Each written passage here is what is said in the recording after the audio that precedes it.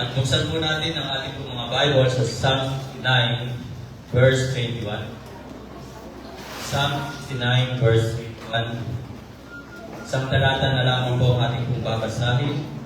At ito po ay makikita din po natin sa John chapter 19, verse 28. Na John chapter 19, verse 28 po ay God's fulfillment of His Word. Ayun po ay talagang katuparan ng salita ng Diyos. At ito nga po ang nangyari sa John chapter 19, verse 28. Ito po ay naihula na o sinabi na sa mga salita ng Diyos, sa mga propeta o ni King David. So Psalm 69, verse 21, nakita na po ba? Isang malakas at masaya, amen.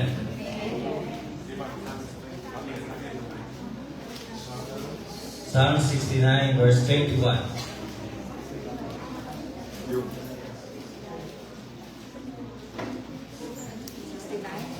Psalms chapter 69 verse 21.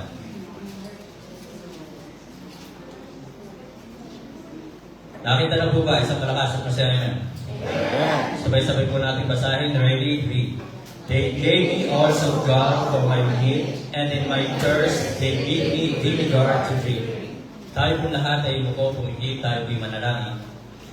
Dakilang Diyos na makapangyarihan sa lahat. Tunay na sa hapong ito, patuloy ka namin pinupuri, pinasasalamatan. Sapagkat dakila ka, dakila ang iyong pag-ibig, na kami po ng mga makasalanan ay iyo pong tinubos na iyo pong sariling dugo sa lahat ng aming mga kasalanan. Salamat sa sakripisyong ginawa ng aming Panginoon Jesus. Nawa ang buhay na ito ay maging katanggap-tanggap sa iyong harapan.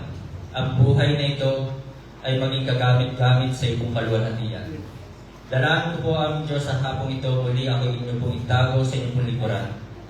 Gamitin mo po ako ng iubusan. Use me mightily for your glory. Banal na Espiritu, kayo po siya mangusap sa puso ng bawat isa. Ama, pinagkakatiwala ko po sa inyo ang gawain ng pangangaral ng inyong banal na salita. Wala po akong magagawa kung wala po kayo sa akin. Nawa po Panginoon, kilusin mo po kami. Tulungan na laging kalooban mo ang siya masunod po namin, hindi ang aming mga kagustuhan. Salamat, binago mo po ang aming pong buhay. Salamat sa iyong banal na salita na nagbibigay sa amin ng kalakasan upang kami po ay patuloy na maglingkod sa iyo. Maraming salamat sa gawain dito sa Agoncillo.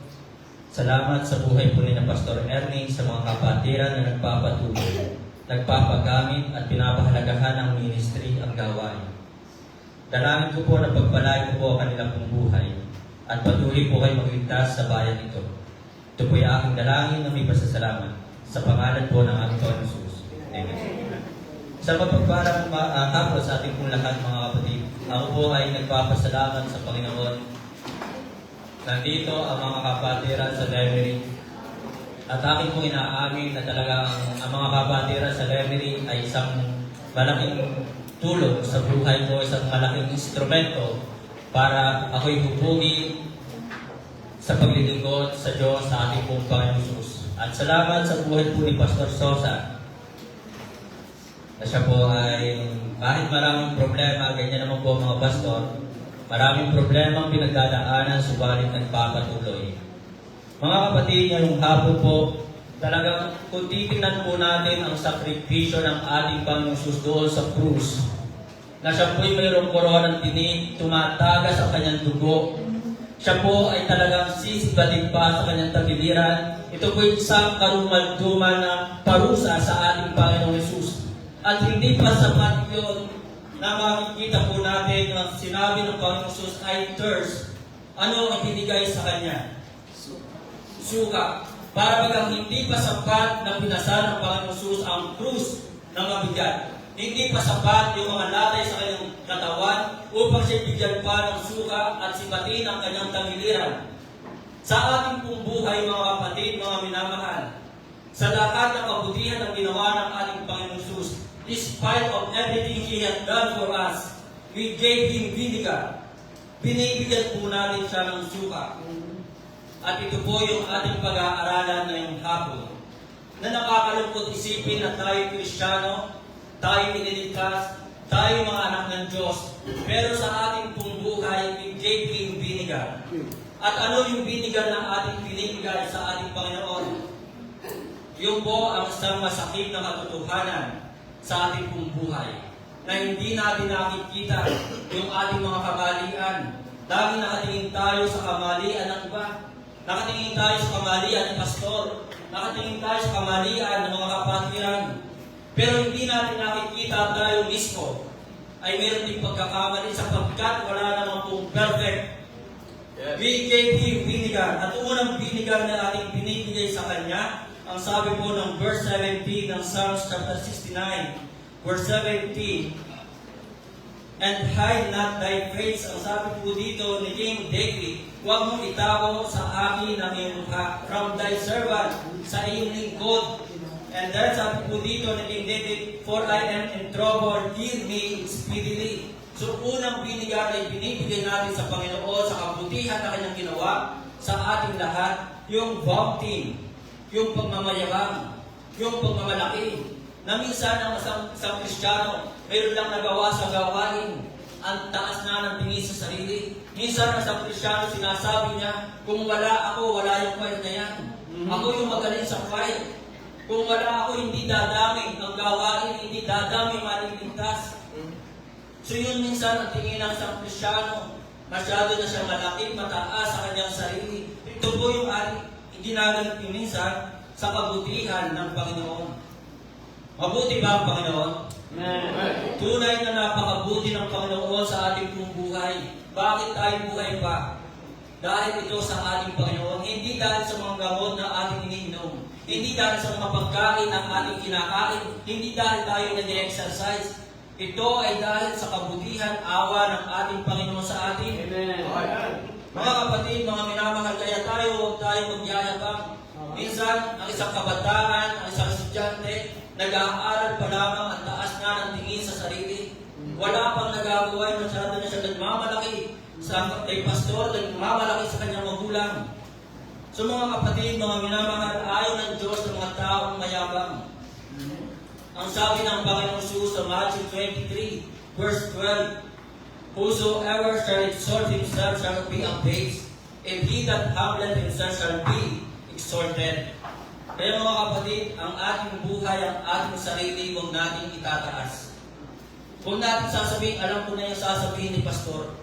Alam ko na yung papangaral na yan ni pastor.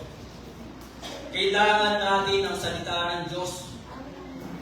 Lagi natin kailangan ang salita ng Diyos. Kailangan natin ang Diyos sa ating buhay. Wala tayong magagawa. We can do nothing without Him. Without the Lord thy God, we can do nothing. Kaya mga kapatid, mga minamahal, ito minsan ang nangyayari sa mga kapatiran. Minsan mayroon din mga kapasturan.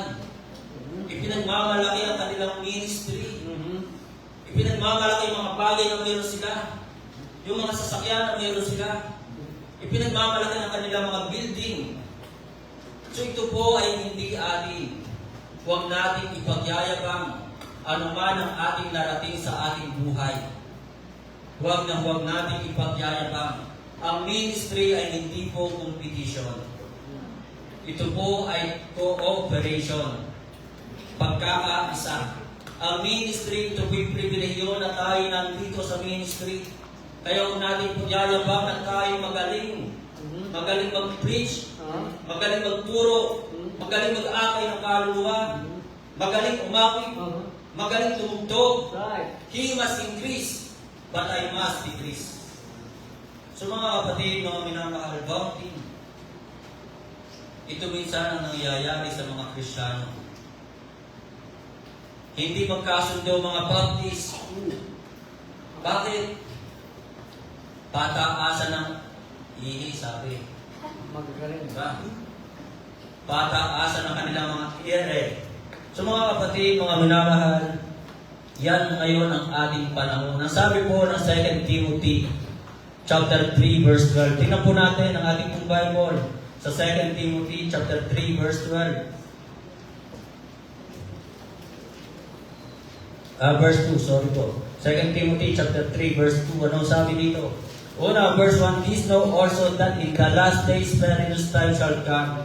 Sa mga huling araw, we are in the last days, and then sabi ng verse 2, for men shall be lovers of their own selves. Ang mga tao ngayon, ang mga Kristiyano ngayon, sa kabila ng kabutihan ng Panginoon sa kanilang buhay, sa kabila ng sila'y tinubos, iniligtas, binigyan ng buhay na walang hanggan, pinapakain araw-araw, iniingatan araw-araw, ito ang kanilang ginaganti sa Panginoon, lovers of their own selves, covetous, boasters, mayabang, yung mayabang na. Kaya lagi natin tatandaan mga kapatid, huwag natin sasabihin, alam na natin ang salita ng Diyos. Huwag natin sasabihin, malakas na ako spiritually. Na huwag natin sasabihin, matandang na tayo. Hindi na ako atin ng Sunday service. Hindi na ako atin ng afternoon, hindi na ako atin ng prayer meeting, matibay na ako. Alam ko na ang salita ng Diyos. Huwag nating sasabihin yan. Let him that thinketh he standeth take heed lest he fall. Kung iniisip mo ikay matatag, matibay na katayo, mag-ingat na baka ikaw minsan ay magwala. So mga kapatid, voting, ito yung binigar ng ating binibigay sa Panginoon. Nagyayabang tayo. Minsan, pinagpala lamang isang Kristiyano. Malaki ang magbigay. Di ba? Malaki lang siya magbigay. Ang taas na ng tingin sa sarili. Marami lang siyang ministry para bagang sinasabi na niya sa iba, wala yan, hindi nila kaya kung wala ako. So, ang ministry ito po'y tulungan, pagkakaisa, pribilehiyo. I thank God. I thank Christ Jesus our Lord who had enabled me for that He counted me faithful putting me into the ministry. Kaya kapatid, kung ikaw ay nasa ministry, salamat sa Panginoon, purihin ang Panginoon. Matuwa, magalak na tayo ay inilalagay sa ministry. Meron po ba? So, huwag natin sasabihin, kaya yata ako tinawag ni Pastor kasi magaling ako. Kaya yata ako inilagay dito sa choir kasi puro mga sintonadong kasama ko. Kaya ako yun, sintonado. Ang lakas na loob, sumali sa choir. Pagpasensya niya na. So mga kapatid, yung po yung una na ating binibigay na suka sa ating Panginoon. Bounty, pagmamayabang, boasting. So mga kapatid, kung tayo po ay nagtatagumpay sa buhay natin, kung tayo nagiging kagamit-gamit sa ministry, it is better to say 1 Corinthians chapter 15 verse 10, but by the grace of God I am what I am. And the grace of God which was bestowed upon me was not in vain. Though I labor more abundantly than they all, yet not I, but the grace of God which was with me. So mga kapatid, biyaya ng Panginoon tayo nilalagay sa ministry. Salamat sa Panginoon tayo na sa ministry. Salamat sa Panginoon nandito tayo ngayon. Mas pipiliin ko na ako'y nasa ministry kaysa na nasa mundong ito. Mas pipiliin ko ako'y nasa bahay sa bahan kaysa ako'y nandoon sa beach. Minsan lang yun. Para sa mga kapatid. Minsan mo lang lalabas sa mga kapatiran na sila yung mag-enjoy. Kailangan din naman po sa ministry. Enjoy mo. Ganun po ba? Lalabas na. Sa mga kapatid, mga minamahal, it is by the grace of God I am what I am. So mga kapatid, sana lagi natin sasabihin, biyaya ng Diyos, thanks be to God. Salamat sa Panginoon na ako'y nagagamit sa ministry. Salamat sa Panginoon na nagdaragdag ang Panginoon sa mataas na kahoy ng mga taong naliligtas. Hindi po ako magaling. At talagang, kung mapapakinggan mo naman kung mag-preach ako, talagang nabubulol minsan. Tagalog na nga, hindi pa maayos ang Tagalog, puro grammar pa. Ang sabi ng Bible sa 1 Corinthians chapter 1 verse 27, mga kapatid, tinan po natin ang ating Bible sa 1 Corinthians chapter 1 verse 27. Kaya kung sinasabi nyo si Pastor Ernie hindi magaling, si Pastor Ernie ay mahina, huwag mong sasabihin yan. At huwag nyo sasabihin na kayo matalino, kayo magaling. Kung wala kayo, ay wala si Pastor Ernie. Sabi po ng verse 27 ng 1 Corinthians, but God had chosen the foolish things of the world to confound the wise, and God had chosen the weak things of the world to confound the things which are mighty. Kaya mga kapatid, nakakalungkot. Maraming Kristiyanong pinagpala. Maraming Kristiyanong talented, pero nasaan? Nasaan sila? Napakaganda ng boses, napakatalino, magaling tumugtog sa piano, magaling tumugtog sa mga instrument, pero nasaan sila? Alam ang salita ng Diyos, pero hindi nag-aakay ng kaluluwa. So, bonding, mga kapatid. Pangalawa, bibilisan ko na po. Verse 27 ng Psalms. Psalm 69, verse 27. Tingnan po natin ang ating pong Bible sa Psalm 69, verse 27.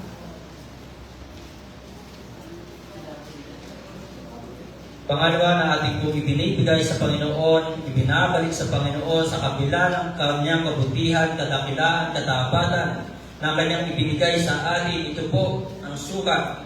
Add iniquity unto that iniquity, and let them not come into thy righteousness. So, letter I, iniquity. Kasamaan. Ito yung ginaganti ng maraming tao. At nakakalungkot, yung mga Kristiyano mismo ay gumagawa ng mga kabalan-balan, kalokohan sa kanilang buhay. Kasalanan, kasamaan, ito ang ginaganti. Hindi pa ba sapat na tayo naging makasalanan na noon pa? Hindi pa ba sapat yung mga ginawa nating kalokohan noon upang hanggang ngayon ay tayo magpatuloy pa sa mga mali nating ginawa noon? Ang nakakalungkot sa ating panahon, ang mga tao ay hindi magawang talikuran ang kanilang kasalanan. Niyayakap, minamahal ang kasalanan, minamahal ang kanilang mga pagbibisyo. Kaya mga kapatid, sana tayo bilang mga Kristiyano, alam natin tinubos tayo sa lahat ng ating mga kasalanan. Layuan natin ang lahat ng uri ng kasalanan. Ang sabi nga po ng Bible, depart from iniquity. Layuan natin, 2 Timothy chapter 2, verse 19. Depart from iniquity. 1 Thessalonians chapter 5, verse 22, if I am not mistaken, ang sabi po doon, abstain from all appearance of evil. Layuan ang uri ng kasalanan, ang lahat ng uri ng kasalanan. Sapat na yung minsan tayo namuhay sa pagiging makasalanan. Sapat na yung tayo nagsugal. Sapat na yung minsan tayo ay nag-inom, nagbisyo. Sapat na yung minsan tayo ay nagsasalita ng masasama. Sapat na yung minsan na tayo umaawit ng mga awiting makabundok. Sapat na yun. At ang sabi ng Bible sa 1 Peter chapter 4, verse 2, that he no longer should live the rest of his time in the flesh to the lust of men, but to the will of God.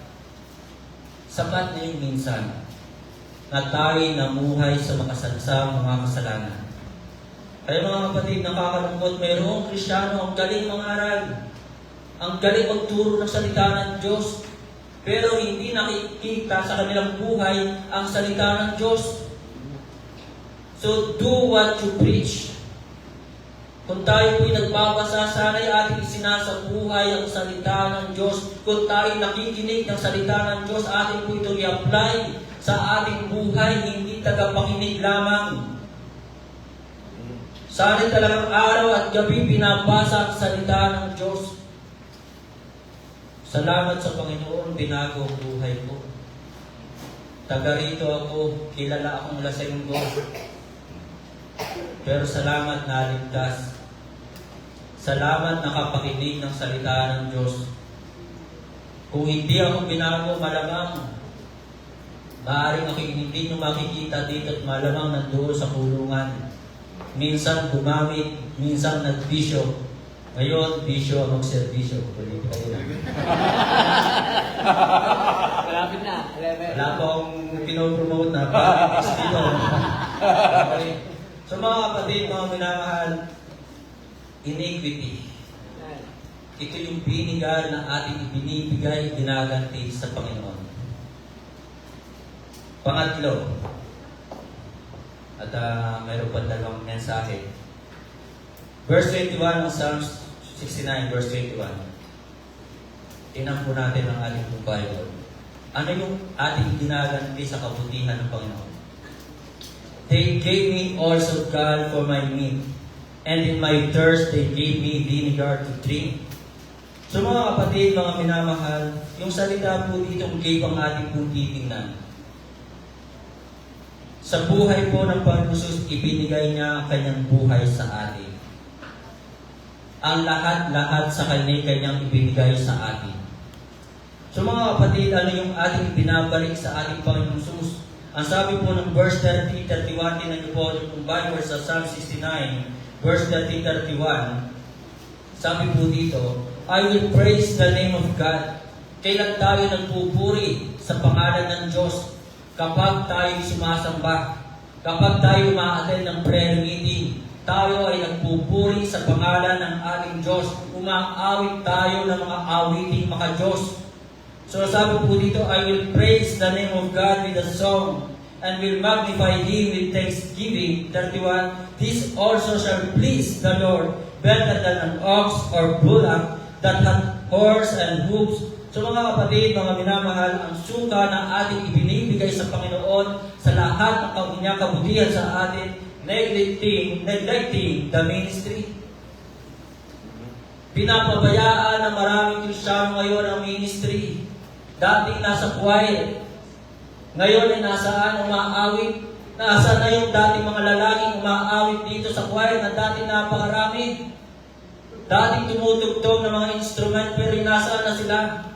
Pinabayaan na nila ang ministry. Ito ba ang ating igaganti sa ating Panginoon? Ito ba ang ating igaganti sa kanyang kabutihan sa atin? Sa kaligtasan na ibinigay sa atin? So nasaan na sila? Tayo ay iniligtas pero binabahagi pa natin yung salvation, yung kaligtasan na meron tayo, neglecting the ministry. Mga kapatid, mga minamahal, sana pahalagahan ang ministry.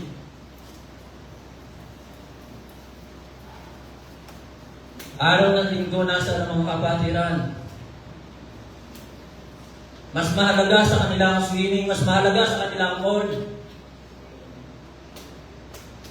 Yung ba masasabi natin mahalaga sa kanilang ministry? Yung ba nagsasabi mahal nila ang Diyos?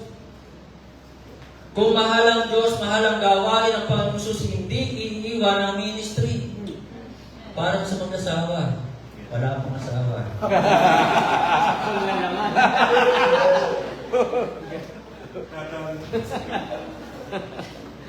Sino sa inyo nang iwan ang inyong asawa? Kahit mahal ninyo, hindi nyo magawang iwan. Kahit talagang kayo nagtitiis na, hindi pa rin magawang iwan. Kaya mga kapatid, mga minamahal, ito yung nakakalungkot sa lahat ng kabutihang ginawa sa atin ng Panginoon. We neglect the ministry, His ministry. Pinapabayaan natin ang kanyang ministry. We neglect the message of God. Pinapabayaan na para bagang hindi natin napakinggan ang salita ng Diyos, para bagang hindi natin napakinggan ang mensahe ng salita ng Diyos. Opo, tayo nandito, pero bukas ano yung ating gagawin? Kung tayo may naintindihan, may natutunan dito sa pangangaral ng salita ng Diyos, dapat bukas ito'y ating i-apply sa ating buhay. So we neglect the message of God. Kaya mga kapatid, mga minamahal, napakasakit. Maraming Kristiyano, memorize ang Bible, alam ang salita ng Diyos, pero they neglect the message. Kaya sana sa ating buhay bilang pasasalamat sa sakripisyo ng Panginoong Hesus, tayo po ay talagang huwag natin pabayaan ang mensahe ng Diyos. First time ko po ito yung pinangaral. Ang favorite ko po yung pangaral dito sa last 7 words ng ating Panginoon, yung Father, forgive them, for they know not what they do. Pero ito po ang ibinigay sa akin ng Panginoon, ginamit si Pastor Henry. Ngayon ko lamang po ito pinangaral. First time. Kaya mga kapatid, sana huwag natin pabayaan ang ministry. Huwag natin pabayaan ang mensahe ng salita ng Diyos. At huwag natin pabayaan yung mga kaluluwang mapapahamak sa impyerno. So minsan ito yung ating ginagawa, neglecting the mankind. Pinapabayaan natin sila'y mapahamak ng impyerno. Ang galing-galing natin magsalita, ang galing-galing natin magturo, pero hindi may pakilala si Kristo bilang Panginoon at tagapagligtas. Kung sino-sino ang pinapakilala sa iyong kaibigan, sa iyong mga mahal sa buhay, kung ano-ano ang tinuturo mo dyan. Tinuturuan mo nga ng mga kalokohan pa din. ML. Diba? So, because of ML, maraming Kristiyanong puyat. Kaya nga naman, pagdating ng linggo, tutuka-tuka. Pastor, mayroon ba kayong mais? Kaya mga kapatid, mga minamahal, huwag nating pabayaan ang pagbabahagi ng salita ng Diyos. Huwag po. Huwag nating pabayaan ang ministry sapagkat tayo ay hindi pinabayaan ng Panginoon. I will never leave thee nor forsake thee. Pinabayaan ba tayo ng ating Diyos? Amen. Hindi. Araw-araw nandoon yung pag-iingat niya sa atin. Araw-araw malakas tayo, hindi tayo nagkakasakit. Kaya mga kapatid, sana huwag po nating pabayaan ang ministry. Next, na makikita po natin sa verse 21. Sabi po ng Bible, they gave me also God. Alam ng Panginoong Jesus ang ibibigay sa kanya ay abdo. Alam ng Panginoong Jesus na ang ibibigay sa kanya ay suka. Alam ng Panginoong Jesus na siya ipapako sa krus. Alam ng Panginoong Jesus na siya ikukurunahan ng tinig. Pero ang Panginoong Jesus ay hindi gumawa ng excuses. So minsan ang Kristiyano, panay ang excuses. Panay ang alibay. Wala ako sa Sunday, may pupuntahan ako. Wala ako sa prayer meeting, may gagawin ako. Pagod ako, hindi ako makakapagbasa ng Bible. Pagod ako, hindi na ako makakapag-pray. Wala akong ibibigay ng aking tithes and offering. Pinagpala pero wala akong ibigay ng tithes and offering. Inuna ang mga Shopee. Inuna ang mga Lazada. Inuna ang swimming. Inuna ang SM. Inuna ang Robinson. So panay ang excuses ngayon ng mga Kristiyano. Kaya mga kapatid, mga minamahal, ito ang ating ginaganti minsan. Minsan bulag tayo. Hindi natin nakikita yung ating mga kamalian. So excuses. So ang Panginoon Jesus ay hindi po siya nag-excuse.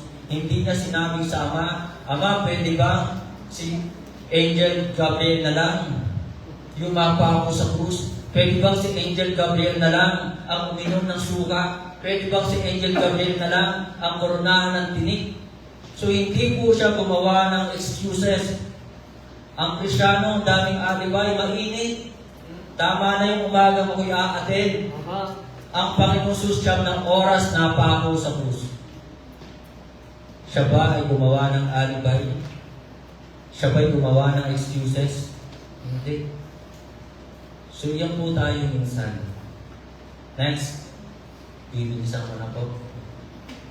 Verse 35. Ano sabi po ng Bible sa Psalms 69, verse 35? For God will save Zion and will build the cities of Judah, that they may dwell there and have it in possessions. So, verse 35, makikita po natin dito, for God will save Zion. Yung suka na ating ibinabalik, ibinibigay sa Panginoon, grievousness, kapighatian, o dalanghati, ito yung ating ibinabalik sa Panginoon. Na nabibighati ang Panginoon ang ating Diyos, ang Holy Spirit, nalulungkot siya every time na hindi tayo nag-aakay ng kaluluwa. Every time na hindi tayo nagsosoul winning. Tingnan po natin ang ating pong Bible sa Ephesians chapter 4, verse 30. Ephesians chapter 4, verse 30. And grieve not the Holy Spirit. Hindi aware ang maraming Kristiyano. The Holy Spirit of God whereby ye are sealed unto the day of redemption. Ang banal na Espiritu ay napipighati na dadalanghati every time na hindi tayo nag-aakay ng kaluluwa. Na hindi natin ibinabahagi yung ating kaligtasan, na tinanggap natin ng libre, hindi natin magawang ibahagi ito sa iba. So hindi magawa ng Holy Spirit ang kanyang role, hindi magawa ng Holy Spirit ang kanyang tungkulin, na magligtas, mag-convict ng sino mang taong makasalanan. Tayo ay instrumento ng Diyos upang ang mga taong ito ay makaalam ng katotohanan, maalaman ng kaligtasan ay sa pamamagitan ng pananampalataya kay Kristo na ang Panginoon Jesus lamang ang Panginoong tagapagligtas. So we grieve the Holy Spirit. We grieve the Holy Spirit every time wala tayo sa pagsamba.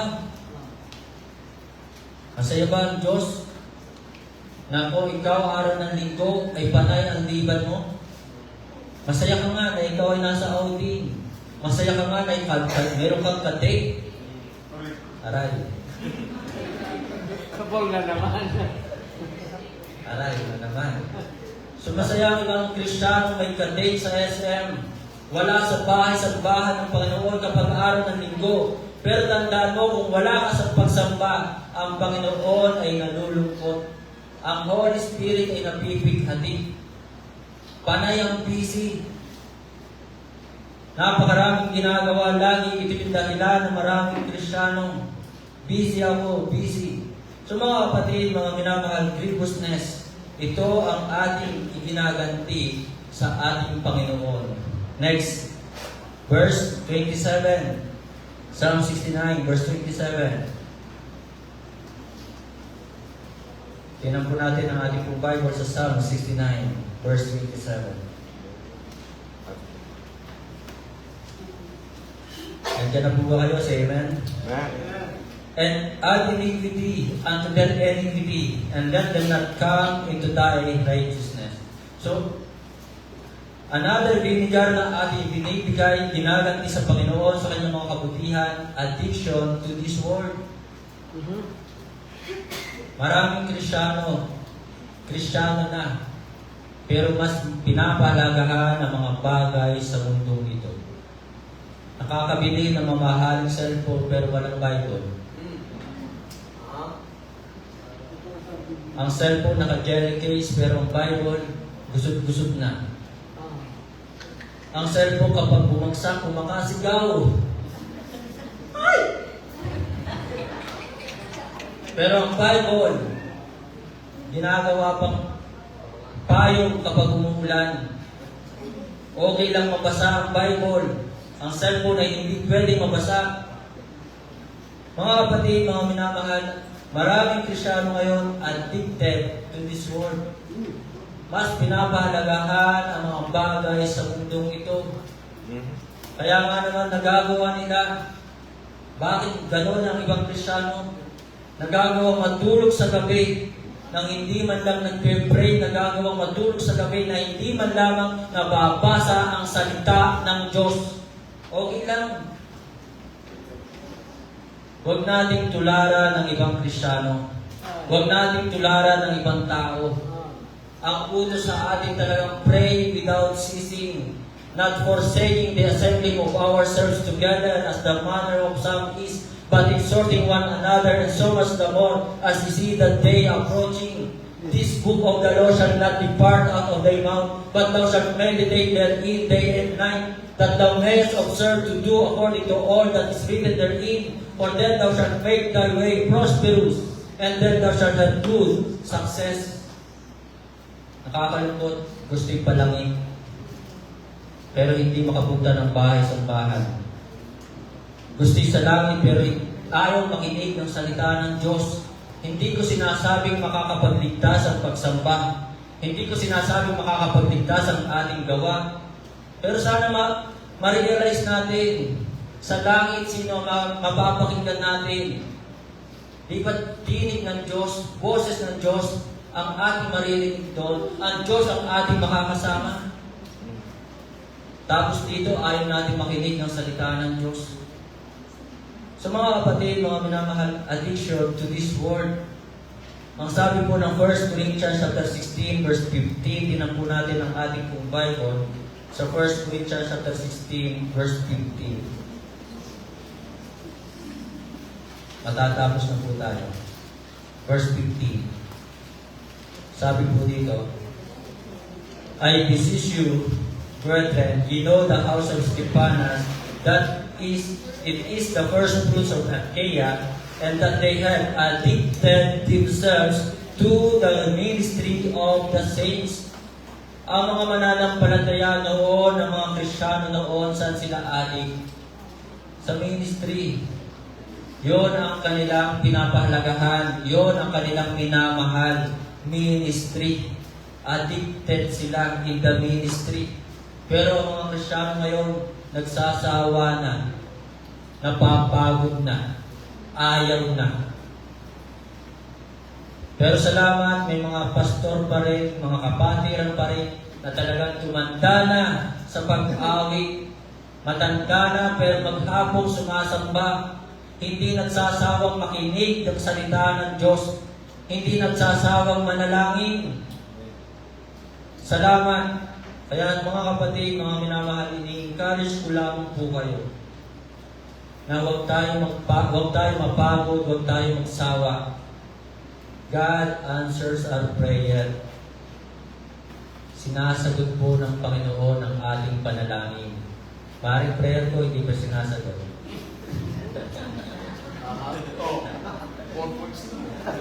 Hindi ka kapilang pastor eh. Okay? So mga kapatid, mga minamahal, tingnan po natin ang ating pong Bible sa 1 Corinthians 13 verses. 1 Corinthians 13 verses. Sabi po ng verses, mga kapatid, rejoiceth not in iniquity, but rejoiceth in the truth. So mga kapatid, kung talagang ikaw ay Kristiyano na, hindi ka na nagagalak, natutuwa sa kasalanan. Hindi mo na pinapahalagahan ang kasalanan. Hindi mo na niyayakap ang kasalanan. At ngayon, ang kagalakan mo ay sa katotohanan na.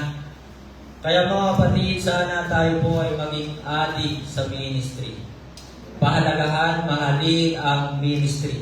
So ito po, minsan ang ating pong ginagawa sa Panginoon, addiction to this word. Last. Balikan po natin ang 1 Chronicles chapter 16 verse 29. Tingnan po natin ang ating pong Bible. Sa 1 Chronicles chapter 16 verse 29. 1 Chronicles chapter 16 verse 29. Tapos na po tayo.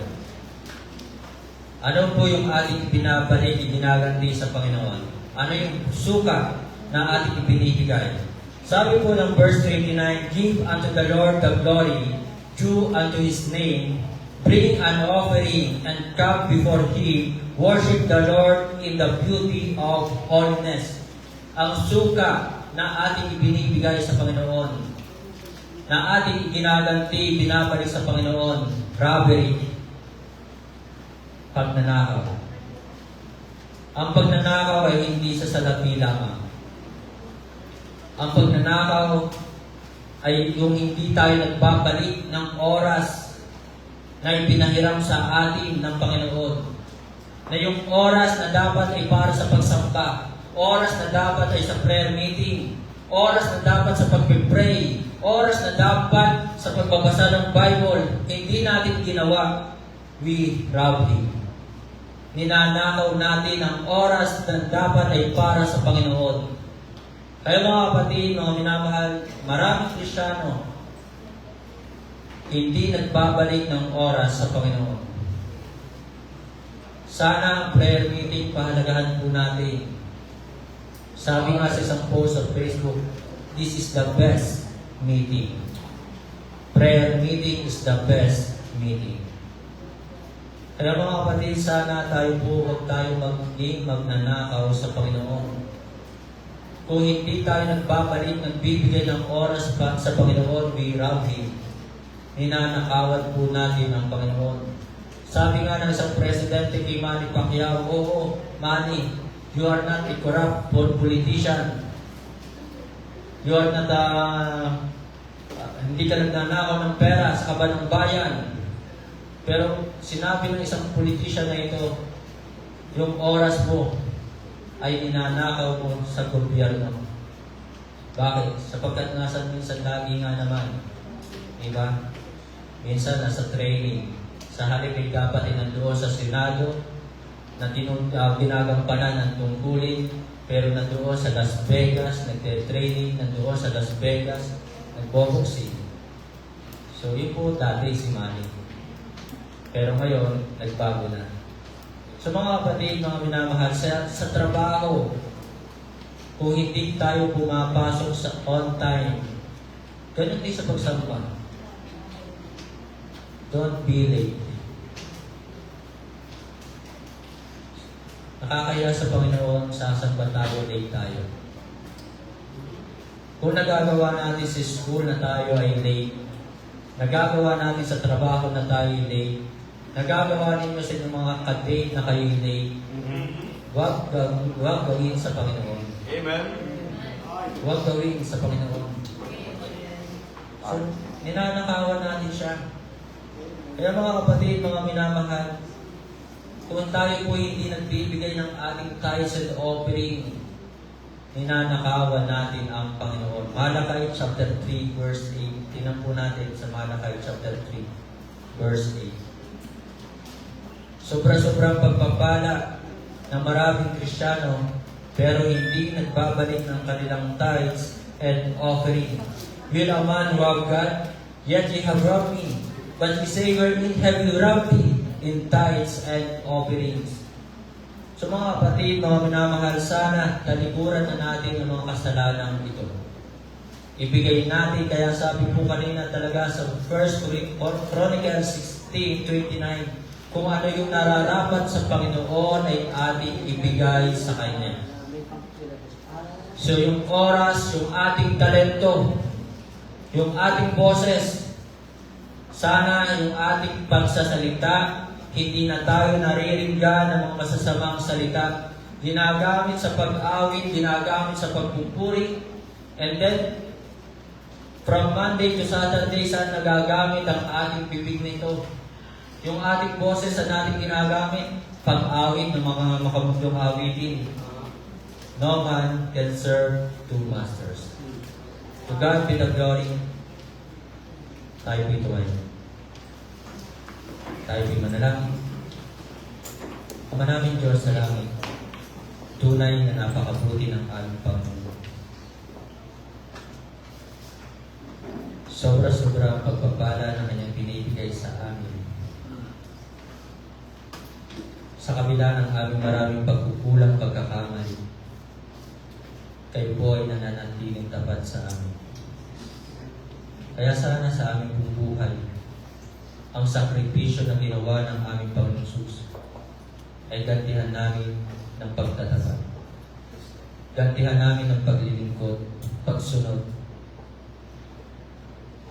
Isa lamang ang aming masasabi, mga kapatid, habang tayo nabubuhay sa mundong ito, ang pinakamagandang bagay, pinakamabuting bagay na ating magagawa habang tayo nabubuhay ay patuloy tayo maglingkod sa ating Panginoong Hesus, sa ating Diyos. Na tayo maglingkod sa Kanya na may katapatan. Ito lamang ang pinakamabuting bagay, dakilang bagay na ating magagawa. Ako'y naniniwala na kung ang mga alagad gaya ni Apostol Pablo, Apostol John, kung sila'y bibigyan ng pagkakataong mabuhay, isang bagay ang kanilang nais pa rin gawin, ang maglingkod. Magbahagi ng kaligtasan, mag-akay ng kaluluwa. Ito yung mga bagay na kanilang nais gawin. Sapagkat nakikita ng mga alagad na ito, marami sa mga Kristiyano ngayon nagbubulag-bulagan, nananahimik, at hindi ginagampanan ang Great Commission na pinagkatiwala ng Panginoon. Salamat po aming Diyos sa kaligtasan sa buhay na walang hanggan na ipaloob. Nawa, patuloy kami magamit sa ipalwalhatian. Ito po yung aking dalangin na may pasasalamat sa pangalan po ng aming Panginoon Hesus. Amen.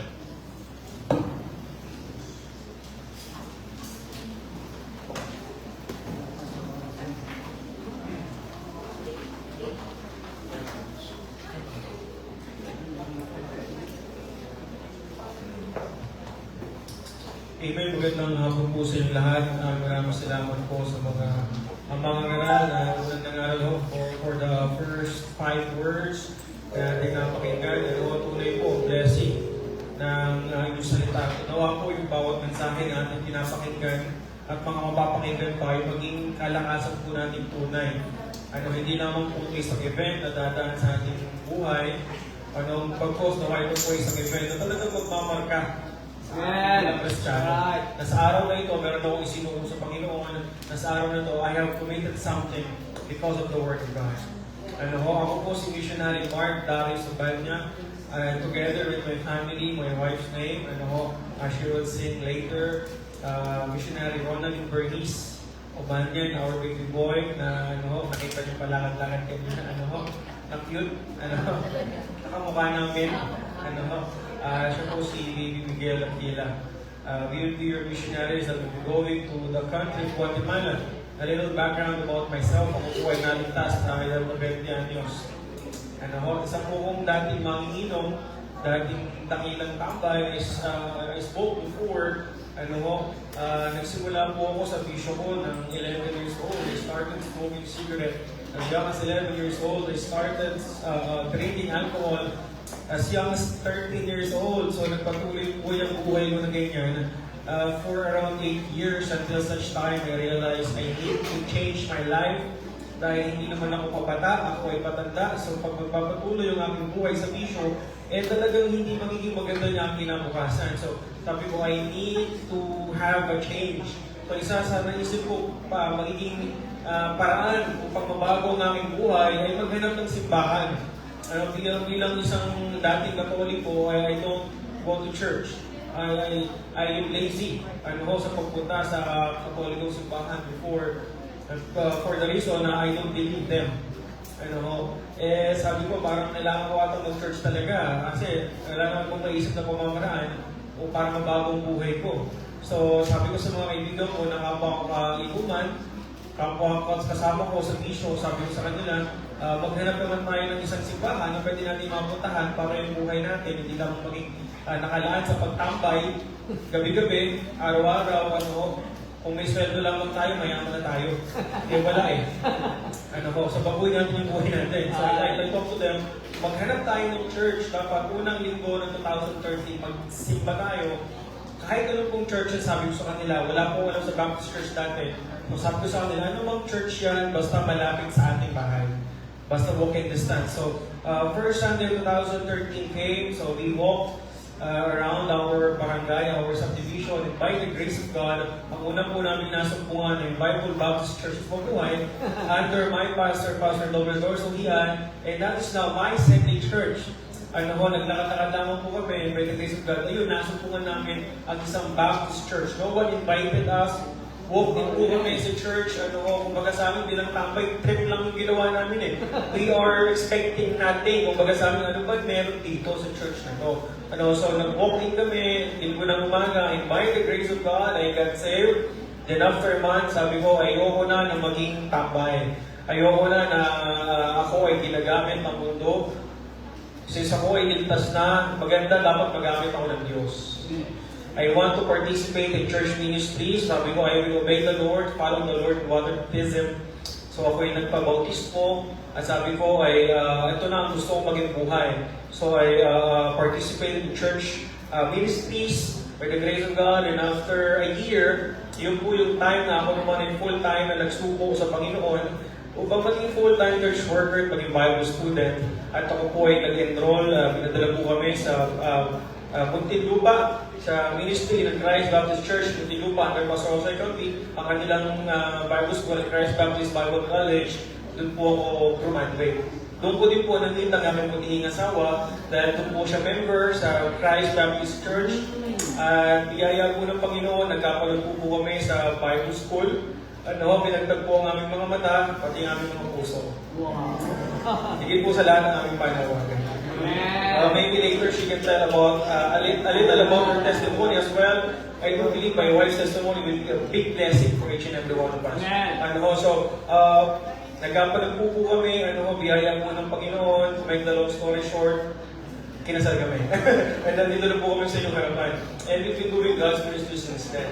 And mga kapatid, Guatemala, I know nothing about Guatemala before dahil bago po magkaroon ng calling to go to Guatemala, I've been a full-time church worker for 9 years. So I've been praying to God, Lord, if you were to call me to be pastor foreign or local. Lord, here am I, send me. So I pray to God, Lord, I want to enlarge my coast. I want to step out of my comfort zone. So sabi ko sa Panginoon, kung ako'y tatawagin mo, talaga Panginoon, I will go. As long as nakalooban mo yung aking gagawin. And naging maliwanag po ang sagot ng Panginoon, ang narinig ko ang bansang Guatemala, from fellow missionary as well, missionary Aaron 14, i-deputize in our church. Just like this, naalala ko yung service ko yun, ipinakilala niya ang bansang Guatemala, and I heard, that's the first time I heard about the country of Guatemala, na meron palang ganung bansa na nag-exist. As I study about Guatemala, as I research about Guatemala, natuklasan ko na parang po silang mga Pilipino at parang di Pilipinas. They are Spanish-speaking people because they were colonized by Spain, katulad po natin.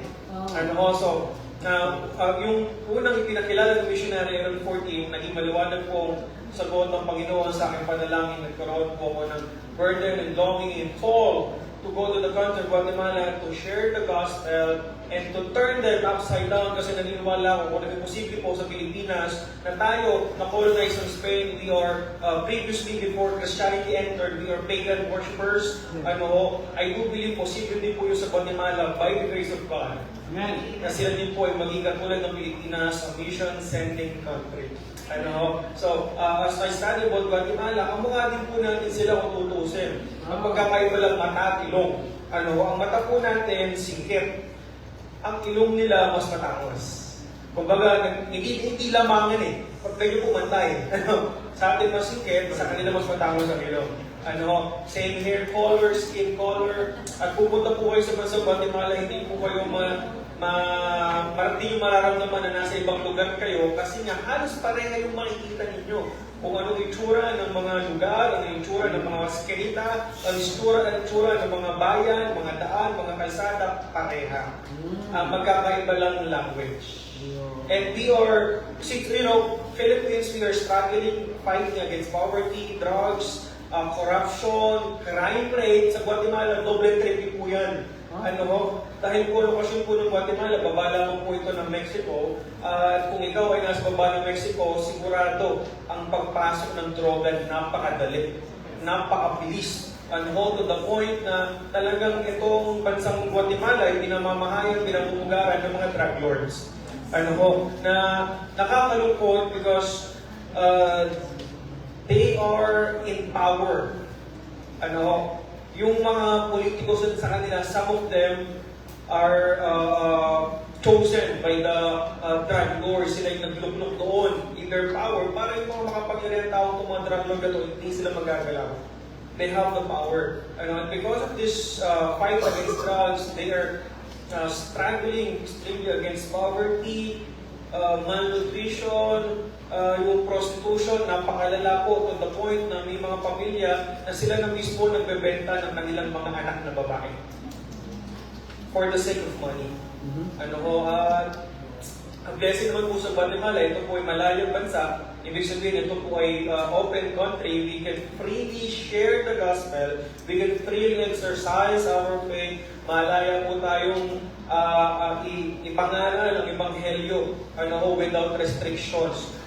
Sa kalungkutan naman na ito naman po ay sinasamantala din ng iba't ibang uring mangangaral. Kung ang Pilipinas, we have different kinds of preachers, teachers, false teachers of the gospel. Sa Guatemala, napakadami po.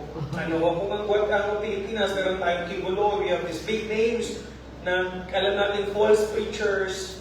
Sa Guatemala, meron po silang pangalang Pastor Cash Luna kung tawagin. Cash, pangalan pa lang pera niya.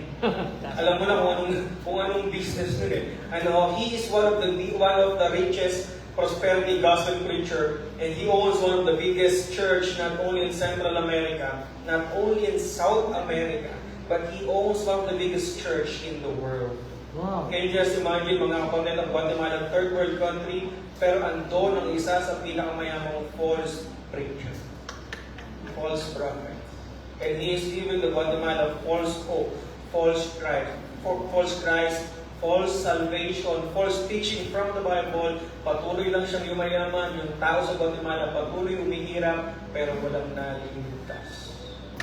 So please do pray for us. It is our faith to launch to our mission field by always and on all costs. We are praying for these years of peace. Include us in your prayers. And it is our privilege to represent this church. And someday when we all get to heaven, mga kapatid, hindi lamang taga-Consido Batangas na magpapasalamat sa inyo kasi kayo ay nangaral ng Ebanghelyo at naging parte kayo ng misyon. May mga magpapasalamat din po sa inyo galing ibang bansa.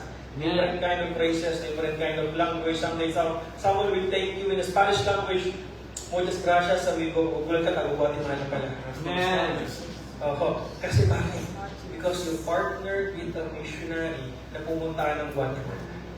And you became part sa kanilang buhay. Maraming salamat po once again. We're the Bani family that will go into Guatemala to God be the glory. I will call on my wife to render a special number.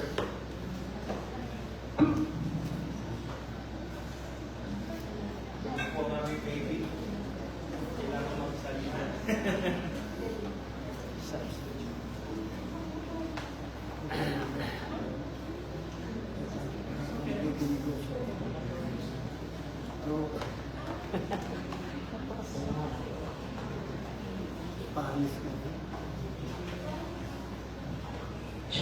Magandang tanghali po sa ating lahat. Ako po si Sister Bernice Soriano Obana. Sabi po ng aking asawa ay sambit ako ng aking short testimony. Alam niyo po, napaka-kaibang mundo ko na kinalakihan sa sinabi ko ng asawa ko. Katulad ng maraming kabataan po sa inyo. Ako po ay napaka-mapalad dahil ipinanganak po ako na ang mga magulang ko po ay Baptist Christian na po. Bago pa lang po ako ipanganak. At sa edad na 12 years old, doon ko po naintindihan na kailangan ko ng tagapagligtas. Doon ko po tinanggap si Jesus bilang aking Panginoon ng tagapagligtas. By profession, I am a licensed physical therapist. So, katulad po ng marami mga kabataan sa inyo na may mga sariling pangarap, may mga iniisip na pagtuwang para sa pamilya at church, ganun din po ako. Sabi ko po sa Panginoon, ang plano ko po ito ha. Sabi ko, Lord, tatapusin ko lang mag-Bible school. Tapos, doon ako pupunta ng abroad para mag-work. So, by year 2019, habang nagre-review po kami sa oral and written comprehensive exam namin, for 2 consecutive Wednesday prayer meetings po, may mga missionaries on deputation na pumunta po sa church namin. And yun po yung ginamit ng Panginoon upang buksan ang aking mga mata at ang aking puso na magsuko ng buhay sa foreign mission field. At wala pa po akong specific na mission field that time.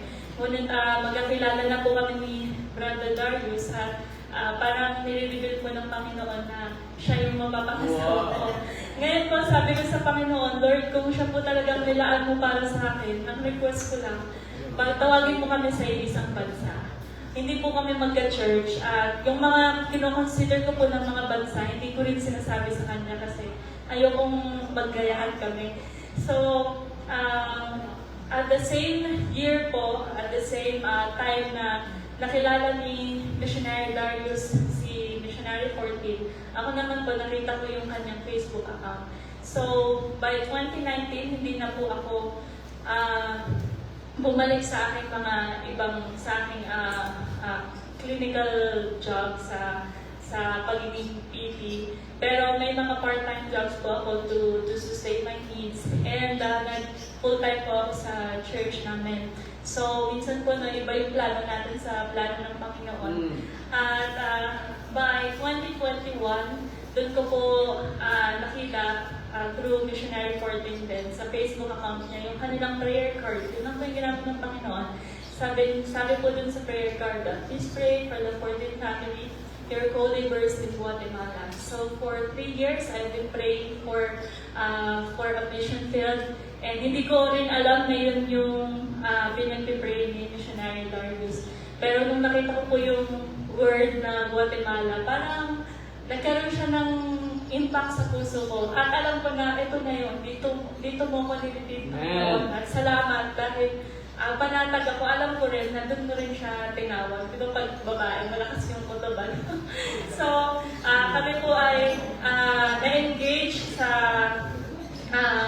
dulo ng buwan na kami tinawag po. Tapos 1 year later, nagpakasal po kami. Binayaan po kami ng supling. Alam niyo po, by the grace of God, kaya lang po nakakatayo sa inyong harapan. By year 2023, I was operated 3 times sa aking abdomen. So, the first operation happened 2 months after I gave birth, naturally. So, nagkaroon po ako ng infection on my ovary. So, hiniwa po ako, and 20 na stapler na kasi gamit ng mga general surgeon na 20 staples, and tinanggal na po yung appendix ko. So, tinanggal nila yung infection sa buong katawan ko. And then, nag-recover po ako. By November 2023, biniyayaan po kami ng ikalawang anak. So, nalaman namin by December, bago po mag-Pasko, na it was an ectopic pregnancy. So, nasa labas po ng mattress yung pangalawang anak namin. So, hindi po kaya na mag-push through. And I needed to be operated by a cesarean section. Very emotional pa rin po. Alam niyo po kasi ganun kapag sa mga nanay. Pag nakita mo yung PT na positive siya, nanay ka na agad. Kahit hindi mo siya na-meet, hindi mo narinig yung heartbeat.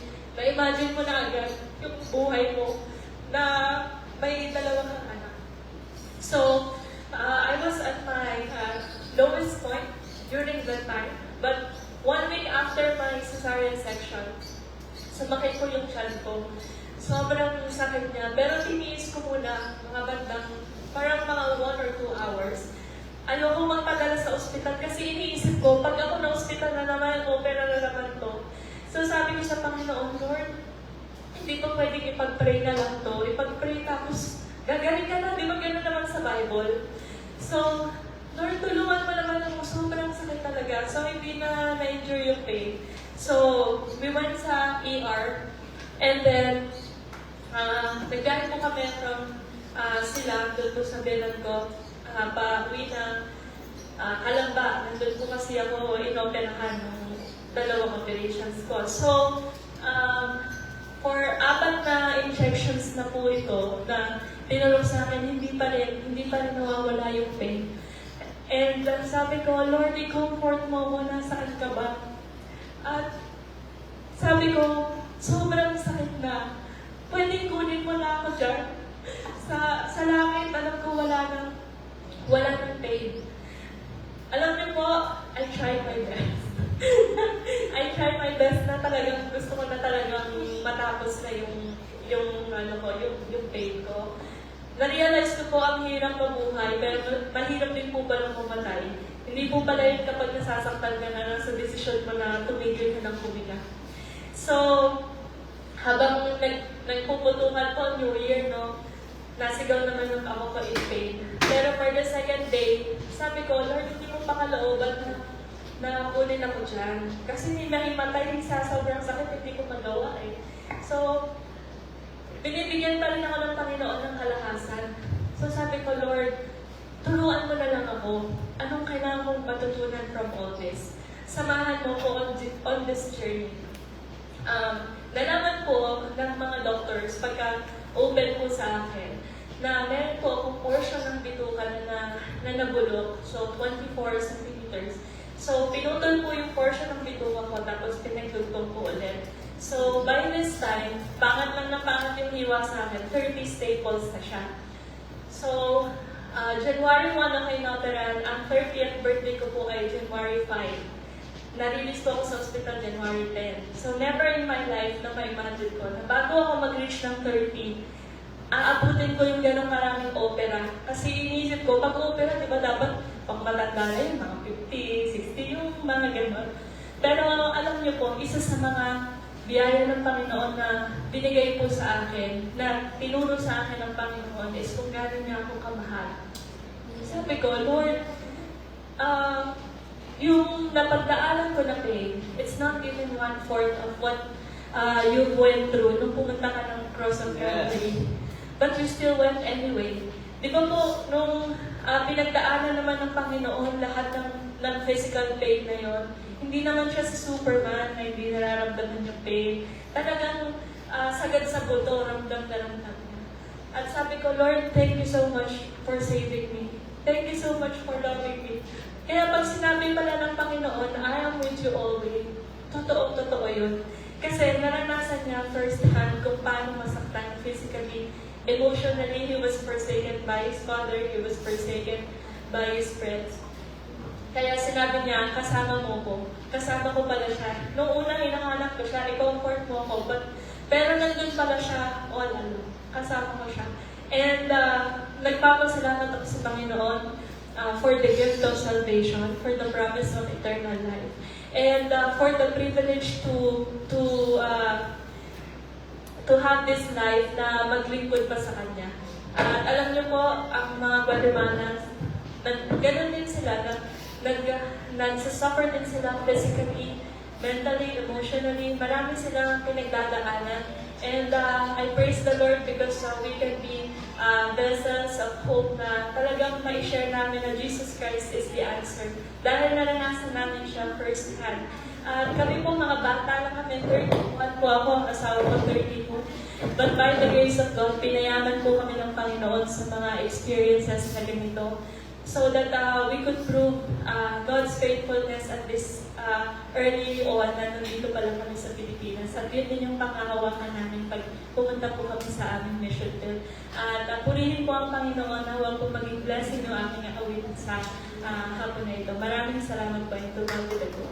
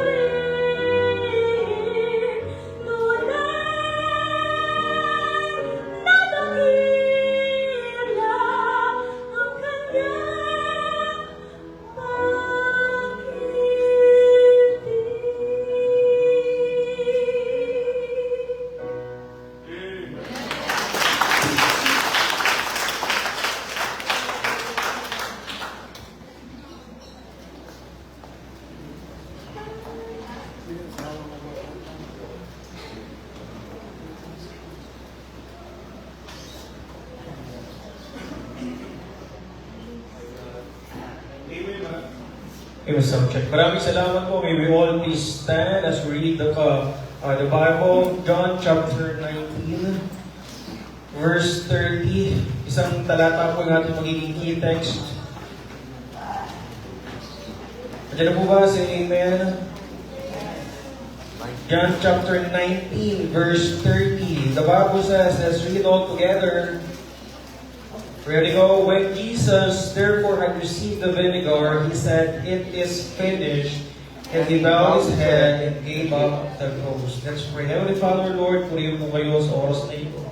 Dalangin po namin ang iyong pangunguna sa aming kalagitnaan, kayo pong kumilos, pati sa aming mga puso. Buksin niyo po ang mga gawa ng kalaban kung saan ang aming atensyon ay maaari pong maalis mula sa iyong salita. We pray, Lord, na patawad din po sa aming mga pagkakasala. Kayo po, Panginoon, na magbigay ng focus sa amin, Panginoon, tamang atensyon, tamang puso, at tamang motibo sa sagro ng aming pagpupulit, pagsabay, maging katanggap-tanggap sa inyong harapan. Salamat, Panginoon, and all this we pray in Jesus' name. Amen. With all this, we see that I forgot that I have a video presentation before I continue to preach. Siguro, it's good na mapanood niyo po ito. Yung 2 minuto lamang naman po ito.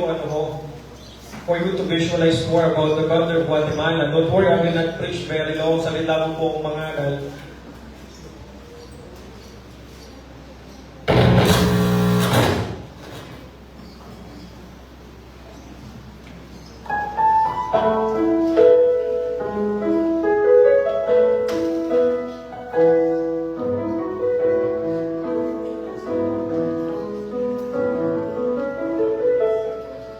As the lights fades away and dark begins to morph in the day, there is so much work to do as the world cries out to you. Will you keep your heart till Jesus stays? No mountains and no nations, but we are turned. It's an open door for witness to a world that's never heard. Our tower is bleeding into brokenness and doubt.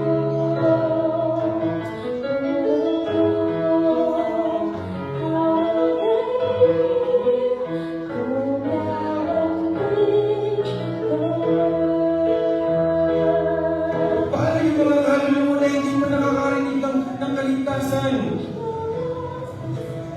Ang daming kaluluwa pupunta sa impyerno araw-araw. And in this very minute, and in this very hour, when you are enjoying your sins, when you are enjoying your comfort here in the church, ang daming kaluluwa pupunta sa impyerno. Yet none here can say, Lord, hear my sending. Lord, hear my use me.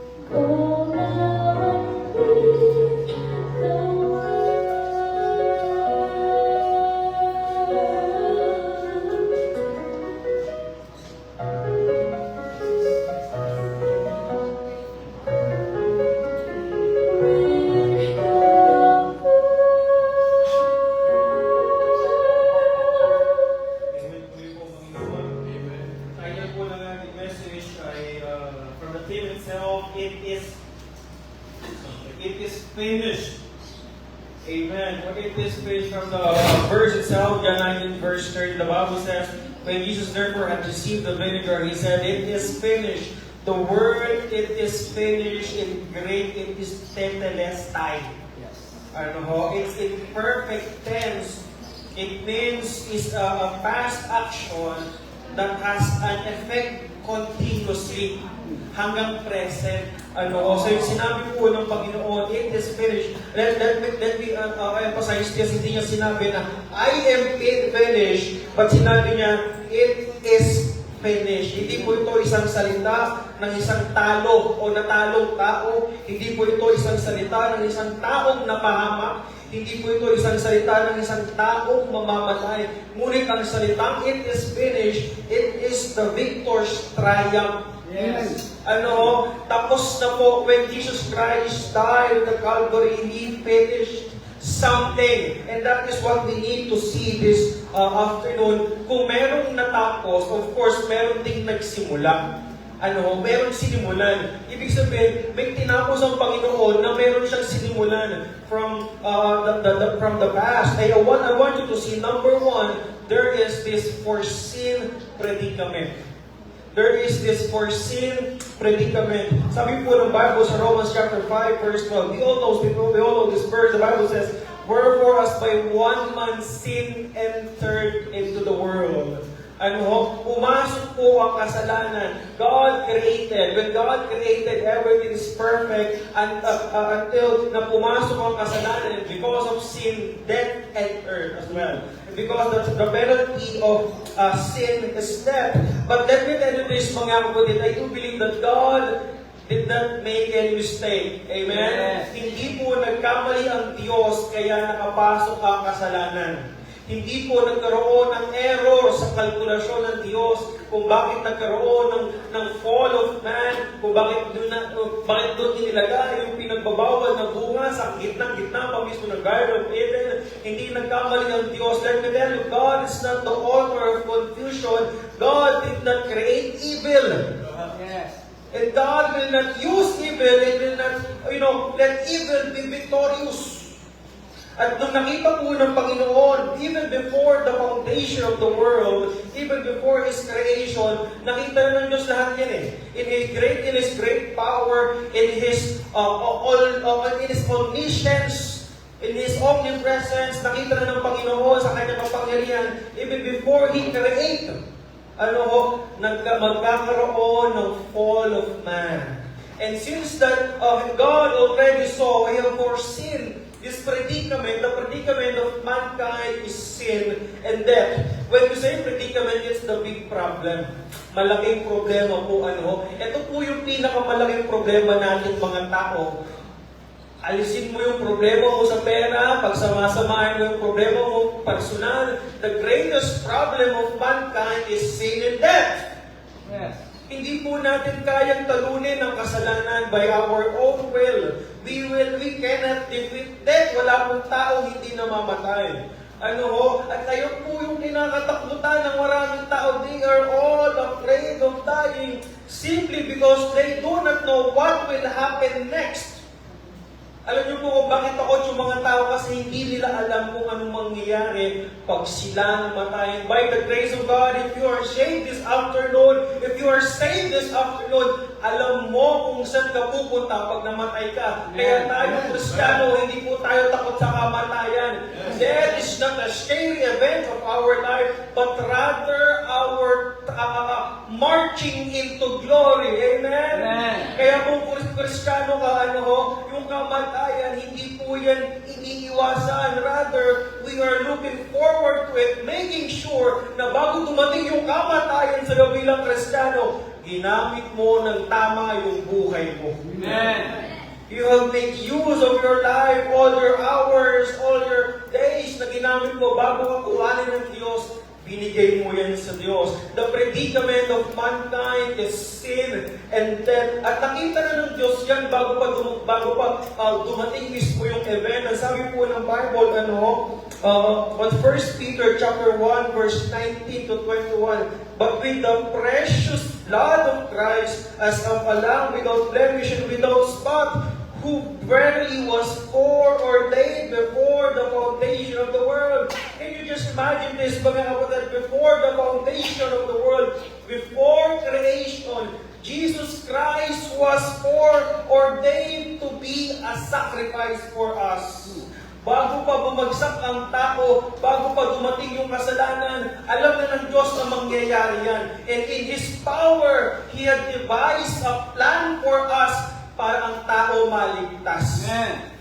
Ayun po ay ang pagbaba ng Panginoong Hesus. And the Bible says, with this precious blood, let me remind you, Christian, you are bought with the price. Amen? Amen. You are bought with the price of Jesus Christ, and not just with ordinary blood, but with the precious blood of the Lamb. Amen. Without spot, without blemish. Kaya po tayo, mga kapatid, sa panahon po natin ngayon, makikita mo sa labas, sa social media, yung mga tao na nagpapalo sa kanilang likod, yung mga tao na nagpapalo sa cross, they are trying to imitate yung ginawa ng Panginoon, yung kanilang suffering. But let me tell you, kahit kailan hindi po matutumbasan ng Yes, tao yung right. ginawa ng Diyos sa kanilang Amen. Ano ba po yung hirap na ginagawa ng tao? Minsan pamimegi lang yun eh. That's right. Di ba? Maghahapa pa sila, kinabukasan, tatagay din yun eh. Kung gusto talaga nilang gayahin yung pagpapabango sa cross, alam niyo po mga kapatid, scientifically speaking, ayun po yung pinakamasaklang na kamatayan pwede daanan ng isang tao. Right. Yung ginagawa ng mga nagpapako sa cross ngayon, may tinutungtungan pa sila eh. Naka-short pa sila. Ano ho? May tali yung kamay. Kay Kristo, walang iba humahawak sa Kanya, kundi yung mga pako sa Kanyang katawan. Ano ho? Kaya po tayo mga kapatid, we should be thankful, grateful that you are saved this afternoon. Amen. And I do believe that the salvation that God has given us should compel us Christians to be more faithful in the ministry. Ano po sabi po ng Bible, He was foreordained before the foundation of the world, but was manifest in these last days for you, who by Him do believe in God that raised Him from the dead, and gave Him glory, that your faith and hope might be in God. The foreseen predicament of God. Nakita ng Diyos na mayroong parating na malaking problema na hindi kayang lutasin ng tao, kaya Diyos na ang gumawa ng kaparaanan. And are you thankful this afternoon na ang Diyos na ang gumawa ng kaparaanan, hindi niya sinabi na, o sige, kayo na yung bahala magligtas sa sarili nyo, ha? Kayo na yung bahala gumawa ng katubusan. Kung ang sinabi ng Panginoon na ang kaligtasan natin ay payamanan, kawawa naman tayo mahirap. Tama ho, kung ang sinabi ng Panginoon na ang kaligtasan ay pabagitan, walang maliligtas. Kasi walang papasok sa pamantayan ng Biblia. Kaya po ang sabi ng Bible, Diyos ang gumawa ng kaparaanan kasi anuman pong gawin ng tao, wala tayong magagawang kasapatan na paraan upang tayo po ay maligtas. Amen? Kailangan po natin tagapin yan sa ating mga bisita. If you are not sure of eternal life, the Bible is sure your soul will burn in hell someday. That's why the Bible is telling you, you need to be saved. And there is no other way for you to be saved is to put your faith on the Lord Jesus Christ. Kaya po ito, regalo. Regalo kailangan mong tanggapin kasi bakit? Meron ng gumawa nito para sa iyo. Ang kailangan mo lamang tanggapin, this foreseen predicament na nakita ng Diyos, pinagtanggupayan niya sa cross ng Kalbaryo. Nagtagumpay si Kristo sa cross ng Kalbaryo. Pangalawa, when we say it is finished, it is not only about the foreseen predicament, but it's about the fulfilled prophecy. Amen. You know, mga kapatid, if you were to compare the Bible with all other things they call the holy book, let's have Quran, for example. Quran have no fulfilled prophecy. Right.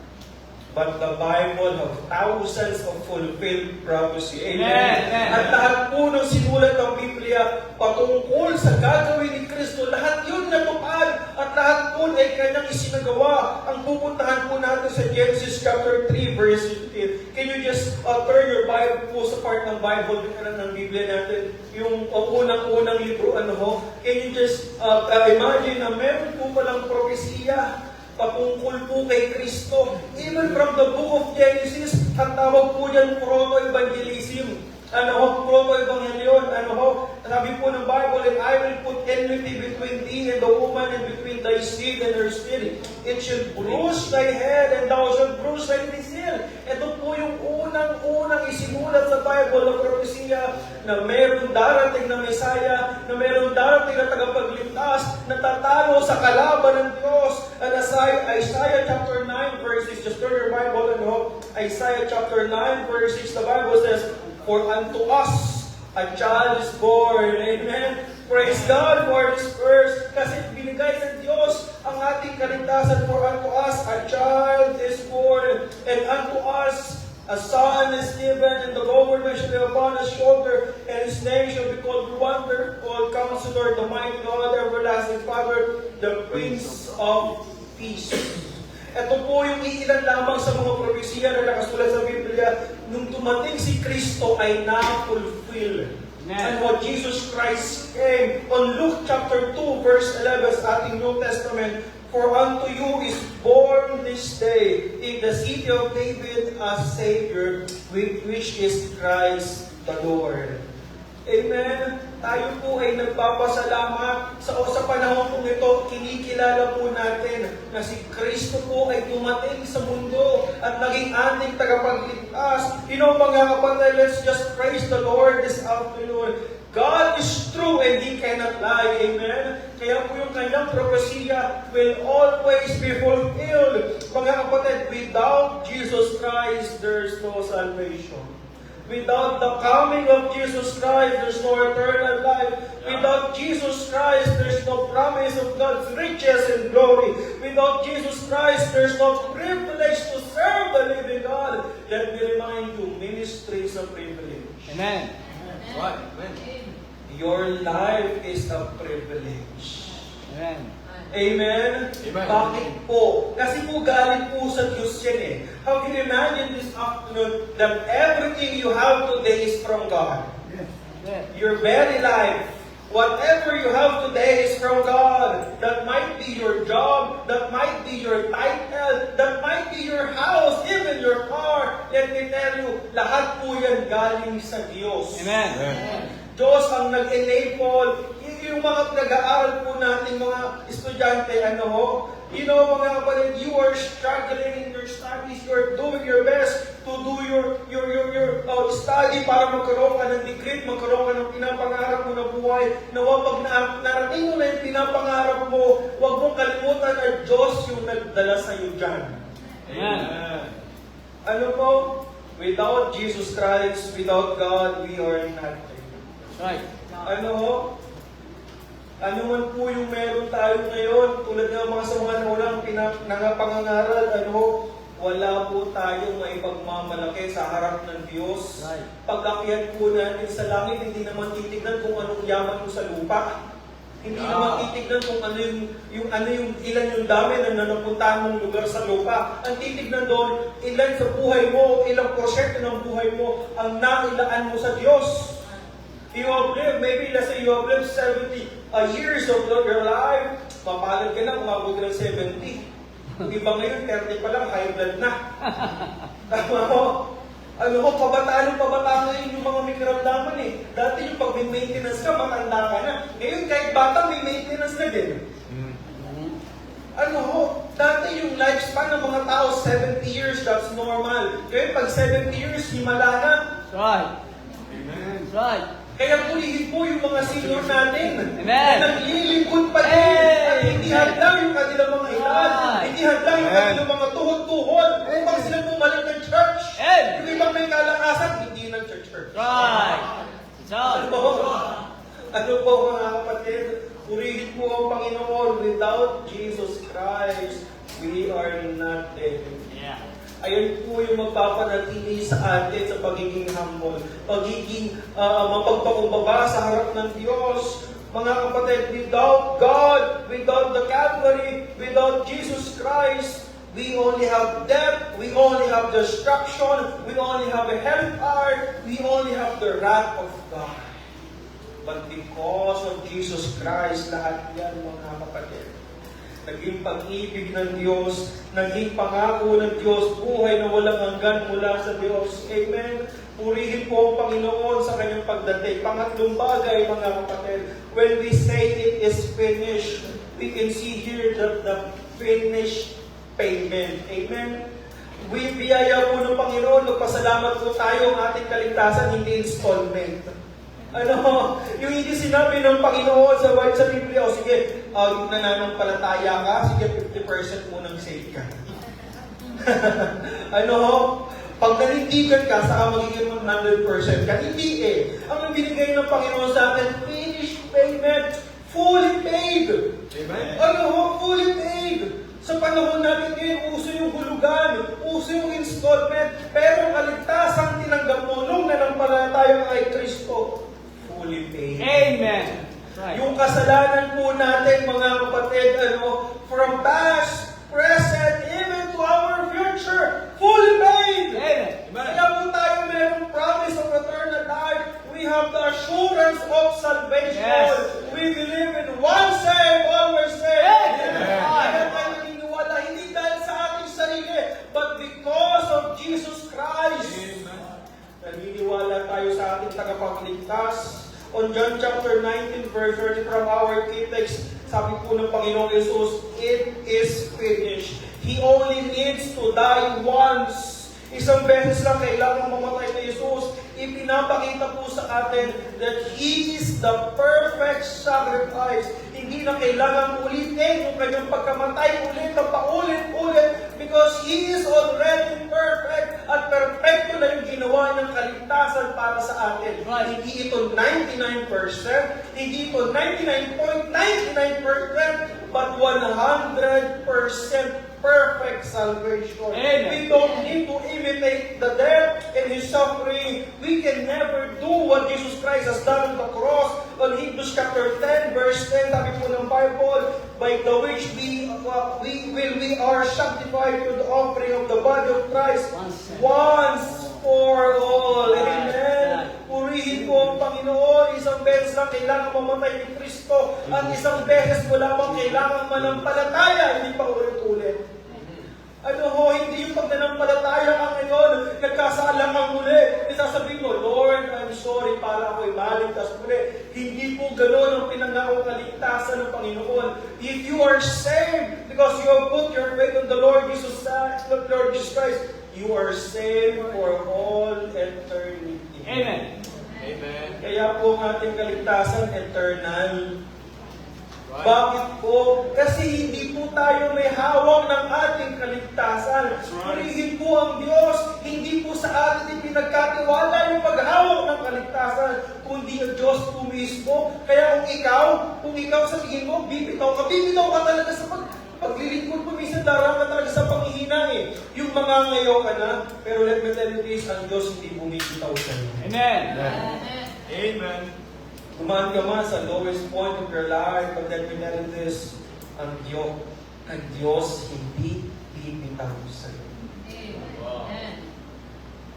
Mga kapatid, because of Jesus Christ, sin is conquered, death was defeated, life was given, eternity assured. To our last, mga kapatid, amen?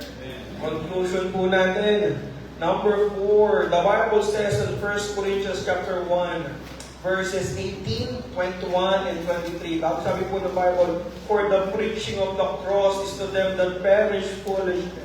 Sa pangangaral po ng Ebanghelyo, some may call us foolish, some may call us stupid, some may call us crazy, but this is the power of God unto salvation. Sabi po ng Bible, to them that perish, yung mga papunta ng impyerno, they call it foolishness. But to us which are saved is the power of God. Amen? Yung pangangaral po ng Ebanghelyo, that's why we preach the gospel, because we believe in its power. We believe that it's the only way for a soul to be saved. For after that, the wisdom of God by the word, by wisdom knew not God. It pleased God by the foolishness of preaching. Pang-apat po as our conclusion, this foolishness must be preached. This foolishness must be preached.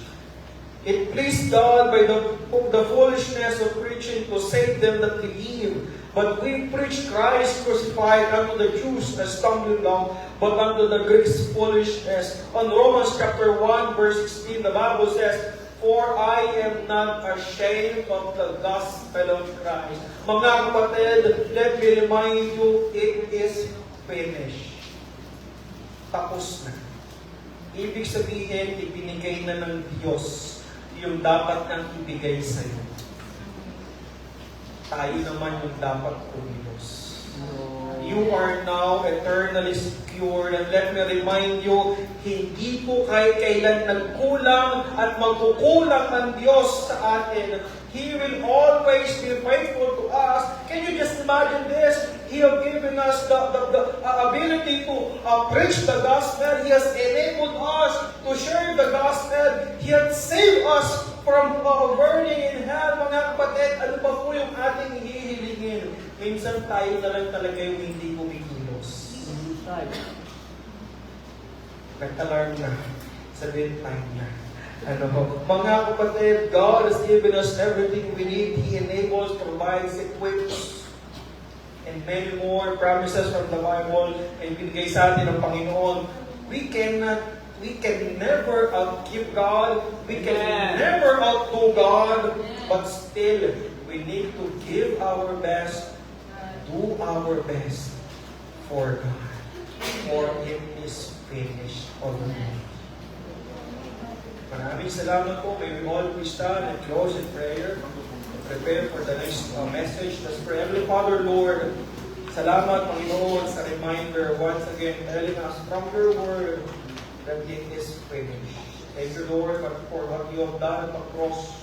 Binigay niyo po, Panginoon, sa amin ang buhay na walang hanggan. You have enabled us, Panginoon, even give us the privilege to be used to. Ngayon po, Lord, we are praying that you will help us na gawin naman po ang aming parte bilang inyong mga anak, bilang inyong mga Kristiyano. Kayo po ang unang nagmahal. Kaya po, Lord, tulungan niyo po kami mas pagmahal po sa inyo. Patawad, Panginoon, sa aming mga pagkukulang. And as we continue this event, Lord, I pray that kayo po kumilos patuloy sa bawat inyong mga anak. At kayo po magligtas sa mga kaluluwa wala pa sa lugar sa pagkasa. Salamat, Panginoon. In Jesus' name we pray. Amen. May standing, i-grab natin ang pagkakataon na tayo po ay magbigay ng invitation. Napaka-challenging sa atin po yung message ng salita ng Diyos ngayong po umaga. Maging sa huling wika. Kasi napakagandang naman po sa atin na sinabi po ng missionary na ang Panginoon, binigay na po niya ang lahat, ginawa po ang lahat. Now, sa ito, ang ating po pagkakataon, we're going to do something for Him at magbigay para sa Panginoon. Ngayon sa oras na ito, bukas po ang ating po altar. Kung ang Panginoon ay nangungusap sa iyo, nais mong magamit ang iyong buhay sa gawain ng Panginoon. Kung maaaring nangungusap sa iyo ang Panginoon ay tinatawag sa ministry na maging full-time, maging part ng gawain ng Panginoon, maging bahagi sa pag-aakay ng kaluluwa, magsurrender ng buhay, wala po sa edad, kundi kung paano na isang malaking pribileyo na maglingkod sa Panginoon, magamit as a token of our gratitude sa kanyang ginawa para sa atin. Hindi natin masusuklian at mababayaran ng Panginoon, kundi yung ating pong paglilingkod na may daan, magbigay ang ating time, talent, treasure, testimony, ang ating buhay ay isang napakagandang pagpapakita na tayo po ay nagpapasalamat sa kanyang ginawa. Bukas po ang ating altar kung sa oras na ito meron kang panalangin sa Panginoon. Lord, help me na maging faithful po ako. Parang hindi ako nagiging tapat sa inyong gawain, nawawala ako sa pagtitipon, nagpe-fail ako sa aking mga commitment, giving my tithes, prayer, ever winning, hindi ako nakakasama sa gawain, nawawala yung burden sa kaluluwa. But now, Lord, help me na ako malibay. Sa oras na ito ay meron tayong ganyang panalangin. Inayahan ko po kayo na lumapit sa Panginoon, lumuhod, kausapin natin ang Panginoon, ang magandang maging mensahe sa atin ngayon, maging resulta ng ating pong pagdalo sa gawain, yung mensahe ng Panginoon sa krus ay magbigay sa atin ng refreshment, revival sa ating mga spiritual na buhay.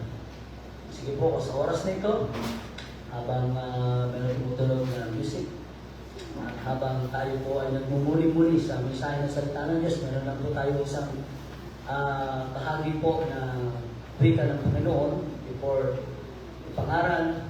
O sa oras na ito ay nandoon yung mensahe ng salita ng Diyos na tayo ay nahamon. Tayo po ay may commitment sa Panginoon na magtatapat, magpapatuloy sa gawain, uunahin ng Diyos, surrender ng buhay, hindi makakaisip na lumayo, mag-quit, mag-fail, kundi magpatuloy, kahit may sacrifice, may suffering, huwag natin kalimutan, mas matindi yung suffering ng Panginoon. Kahit may sacrifice, mas matindi ang sinacrifice ng Panginoon. Mas matindi ang binigay ng Panginoon. Lord, salamat po sa mensahe ng isalita. Salamat po sa inyong mensahero na missionary to Guatemala. Tunay po na we are in the last days. Nais nyo ng mga tao sa mundo'y makarating ng gospel bago po kayo dumating.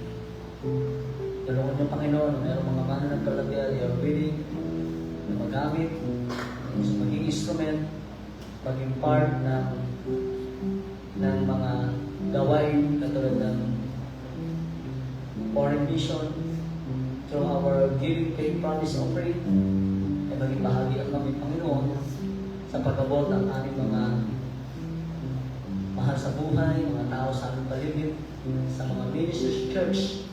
Lord, huwag namin hayaan na wala kami ginagawa. Huwag namin hayaan na kami po ay ma-entertain ng kamunduhan. Kundi kami po ay maging faithful, committed. Kung paano ang Panginoon Kristo ay naging tapat para sa aming kabutihan at kaligtasan. Tawagalan din po kami, Panginoon. Thank you so much. And we pray all these things in Jesus' name. Amen. Tawagin natin ang mga mothers sa kanilang special number. Mabuo po tayo. Tuloy-tuloy po tayo by the grace of God. At pagpapasok po mga mothers, kakatabo sila. Diretso tayo. Meron po tayong isang last na lang po. Last message. Amen? Gising po kayo? Pasok na po mga mothers. Okay, sa biyaya ng Panginoon, meron na po tayong dalawa na pangaral. By the grace of God, yung mensahe ng salita ng Diyos talaga pong buhay. Amen? At talagang tayo po ay ma-inspire o challenge.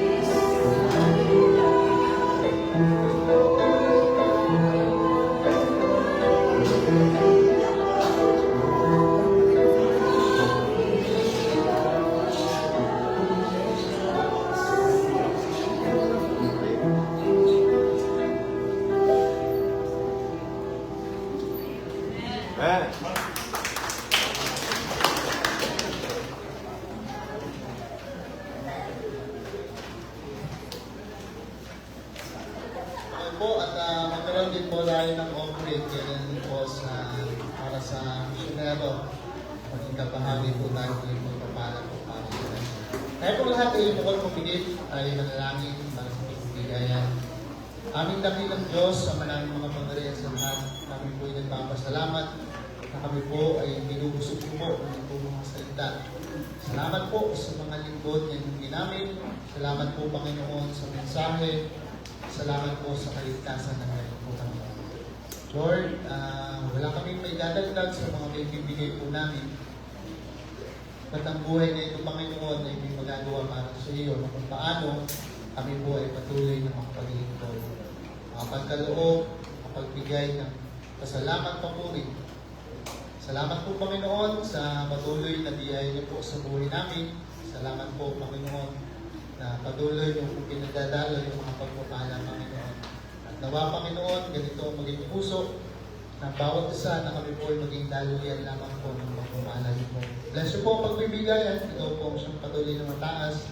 Ito po siyang patuloy na magpala sa bawat isa. Dalangin po namin ang lahat ng ito sa pangalan po ng Panginoon Jesus.